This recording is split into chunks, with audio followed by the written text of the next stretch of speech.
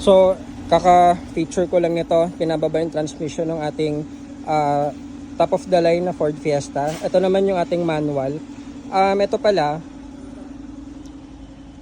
meron kaming bad news. So, actually, bad news sa amin. Pero good news pa rin sa ating client. Kasi, for release na dapat to guys. Tapos yung transmission, detailing, PMS, tapos na po yan. Yung paint, tapos na rin.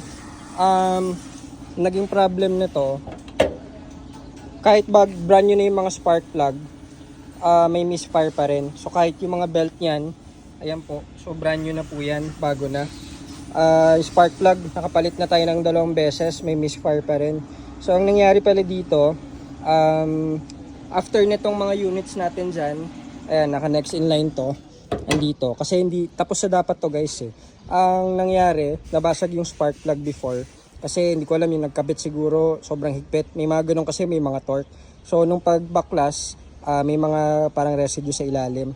So walang tunog sa engine, walang kahit ano. Nade-detect kasi sa computer, may anomaly, para yung misfire niya tumataas. Pero walang physical na tunog, na itsura, walang kahit anong makikita. Kaso tulad niyan, hindi pasado sa atin yon. So ang mangyayari kasi niyan, umaandar naman yan, pwede na nga i-release ng ganyan yan eh. Ang problem, kapag hinayaan natin ganon, eventually yung nandun na mga debris dun sa loob, so iikot sa makina yun. So kapag may mga tinamaan doon na piston or nag-stock up yun somewhere, tutukod yung engine. Kapag tumukod yung engine, kawawa naman yung owner. Titirik na lang siya sa daan. So hindi ubra sa atin yung ganon.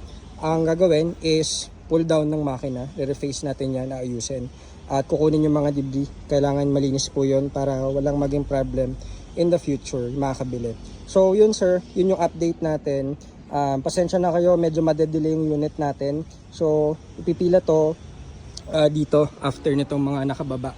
Yan, transmission. So next natin tong engine para ma-pull down na and ipapa-machine shop. So siguro mga additional 1 week tayo dyan, more or less, kasi after nyan may testing period na naman tayo, tsaka papalapatin yung engine. So yun, syempre sa mga kabili, madedelay lang. Bad news sa amin kasi additional expense, pero ganun talaga, may mga cases na ganun, pero dapat dyan pulido lahat, hindi pwede na. So yun po, update lang dito sa Ford Fiesta nating red. AAN, dalawa yun eh, kambal, yung isa is for release na rin, ABS na lang, tsaka yung mga testing natin. So yun po, maraming salamat, balik na ulit tayo sa showroom GTA Cars. Thank you.